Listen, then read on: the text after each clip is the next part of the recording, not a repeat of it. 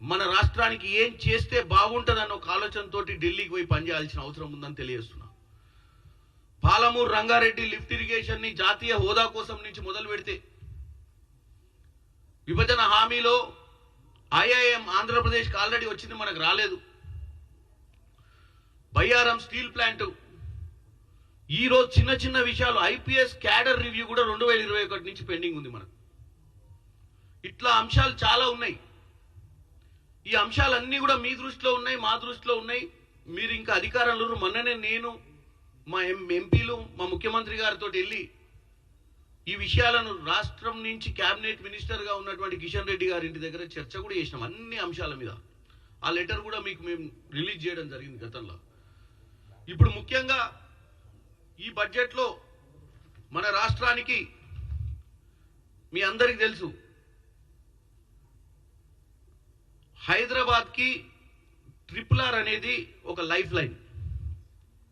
Hyderabad RRR కి సంబంధించి 34,367 కోట్లు అందాదా మనకు ఖర్చు వస్తుందని గడ్కరీ గారిని కలవడం జరిగింది. గత ప్రభుత్వంలో నార్థన్ పార్ట్ అక్వైజిషన్ అయిపోయింది, సదర్న్ పార్ట్ అక్వైజిషన్ కోసం కూడా మనం వీలైనంత మటుకు ఈ 350 కిలోమీటర్ల ఈ రింగ్ రోడ్ RRR వల్ల తెలంగాణ రాష్ట్రానికి ఇది ఒక లైఫ్ లైన్.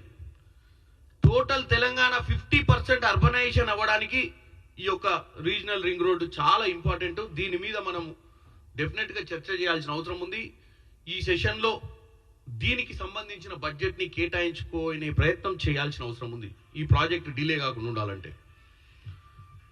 అలాగే ఈ రీజనల్ రింగ్ రోడ్తో పాటు ఏవైతే రేడియల్ రోడ్స్ అంటే ఇంటర్నల్గా మనం టౌన్షిప్స్ బిల్డప్ చేసుకోవడానికైనా ఇప్పుడున్నటువంటి ORRకి RRRకి మధ్యన ఈ రేడియల్ రోడ్స్ కోసం కూడా మనం ప్రపోజల్స్ ఇవ్వడం జరిగింది.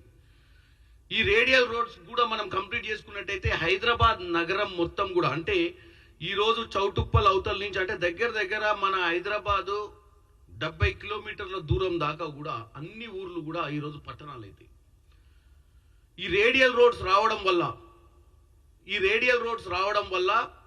రేడియల్ రోడ్స్కి టౌన్షిప్స్ బిల్డప్ చేసుకోవచ్చు, కంపెనీస్ బిల్డప్ చేసుకోవచ్చు, కనెక్టివిటీ ట్రాన్స్పోర్టేషన్ ఫాస్ట్ ఉంటుంది. ప్రతి ఒక్కరు ఎక్కడైనా కానీ ఎక్కడికైనా ట్రావెల్ చేయడానికి ఈజీ అయ్యే విధంగా మనం గ్రీన్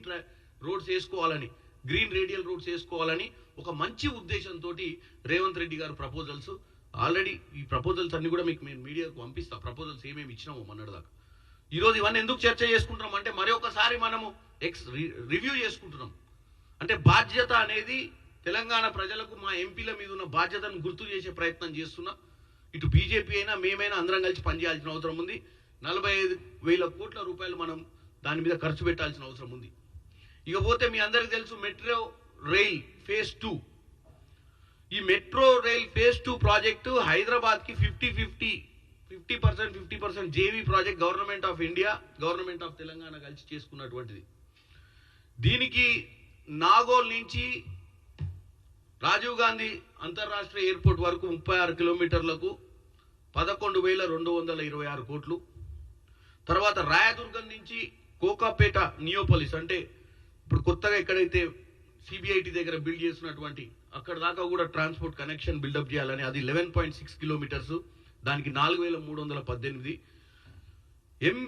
ఎంజీబీఎస్ ఇక్కడ మహాత్మా గాంధీ బస్ స్టాండ్ నుంచి చంద్రాయనగుట్ట వరకు 7.5 కిలోమీటర్స్కి 2,741 కోట్లు.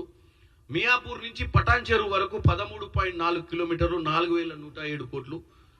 ఎల్బీ నగర్ నుంచి అయత్ నగర్ 7.1 కిలోమీటర్స్కి 1,877 కోట్లు. అంటే ఈ ప్రపోజల్స్ని మనం ఎందుకు ఈసారి మనం పార్లమెంట్లో ఇవన్నీ కూడా అప్రూవ్ చేయించుకోవాలి. ఎందుకంటే ఈ బడ్జెట్ అనేది మళ్ళీ చాలా రోజుల తర్వాత వచ్చేది. ఈ బడ్జెట్ ముందే మనము కిషన్ రెడ్డి గారికి లెటర్ ఆల్రెడీ ఇచ్చినాము.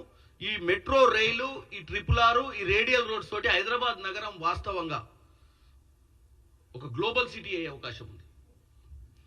ఈ గ్లోబల్ సిటీ చేసుకోవాల్సినటువంటి అవసరం, ఎందుకంటే ఇది ఓన్లీ హైదరాబాద్ డెవలప్మెంట్కే కాదు, ప్రతి ఊరు ఇటు పోతే కరీంనగర్ నుంచైనా, ఇటు పోతే మెదక్ పైన ఉన్నటువంటి సంగారెడ్డి జైరాబాద్ నుంచైనా, ఇటు పోతే మహబూబ్ నగర్ ఆలంపూర్ దాకా కూడా ఈ రింగ్ రోడ్ డెవలప్ చేసుకున్నప్పుడు అందరికీ హైదరాబాద్ దగ్గర అయిపోతుంది. 60-70 కిలోమీటర్స్ డయామీటర్లో అందరూ కూడా హైదరాబాద్కి రీచ్ అయినట్టే. మనం ఎప్పుడైతే ట్రిపుల్ ఆర్ రీచ్ అవుతామో ట్రిపుల్ ఆర్ నుంచి హైదరాబాద్ సెంటర్కి దగ్గర 40-50 కిలోమీటర్లు ఉన్నా మనకు రింగ్ రోడ్ కనపడంగా మనకు హైదరాబాద్ వచ్చిన ఫీలింగ్ వస్తుంది. రేపు ట్రిపుల్ ఆర్ కూడా మనం డెవలప్ చేసుకున్నట్టయితే చౌటుప్పల్ బయట నుంచి రాయగిరి అంటే దగ్గర భువనగిరి దాటి ఆలేరు దగ్గర ఉన్నటువంటి రాయగిరి దగ్గర రింగ్ రోడ్ ఉంటే జనగాం నుంచి కానీ వరంగల్ నుంచి వచ్చే వాళ్ళకు కూడా 60-70 కిలోమీటర్స్కి వచ్చేసరికి హైదరాబాద్ వచ్చిన ఫీలింగ్ వస్తుంది. ప్లస్ ఈ మధ్యన మనం రియల్ ఎస్టేట్ని ఇండస్ట్రియలైజేషన్ చేసుకున్నట్టయితే ఈ మనకు వచ్చేటువంటి ఫ్యూచర్ సిటీని కూడా డెవలప్ చేసుకున్నట్టయితే మనం ఎంప్లాయ్మెంట్ని ఇప్పుడు దావోస్కి పోయి వచ్చిన కంపెనీలు కూడా ఎందుకు మనం గొప్పగా చెప్పుకుంటున్నాం ఈరోజు అంటే ఇవన్నీ కనుక హైదరాబాద్కి వచ్చి ఈ ఇన్ఫ్రాస్ట్రక్చర్ని డెవలప్ చేసుకుంటేనే ఈ దావోస్లో సైన్ చేసిన కంపెనీస్ మన దగ్గరికి రావడానికి ఇష్టపడతాయి. మన దగ్గర ఈరోజు చదువుకున్న వాళ్ళు తక్కువ లేరు, ఇంజనీర్లు మస్తు మంది ఉన్నారు, ఉద్యోగాలు లేవు. దానికోసమే స్కిల్ డెవలప్మెంట్ కూడా పెట్టిరు. ఎందుకంటే చదువుకున్న వారికి ఉద్యోగాలు ఇవ్వాలంటే ఆ మధ్యన గ్యాప్లో చదువుకు ఉద్యోగానికి చాలా వ్యత్యాసం ఉంటుంది. ఉద్యోగం రావాలి కంపల్సరీ స్కిల్ డెవలప్మెంట్ చేసుకోవాలి. స్కిల్ డెవలప్మెంట్ చేసుకుంటే ఆ కంపెనీ వాళ్ళకి మళ్ళీ మిమ్మల్ని ట్రైన్ చేయకుండా వాళ్ళకి ఇమీడియట్గా మీరు పనిచేయడానికి అందుబాటులోకి వస్తారు. వాళ్ళ కంపెనీలు కూడా రావడానికి ముందుకు వస్తే మన దగ్గర స్కిల్ యూనివర్సిటీ ఉంటాయని రేవంత్ రెడ్డి గారు స్కిల్ యూనివర్సిటీ మీద ఎక్కువ కాన్సన్ట్రేట్ చేస్తారు.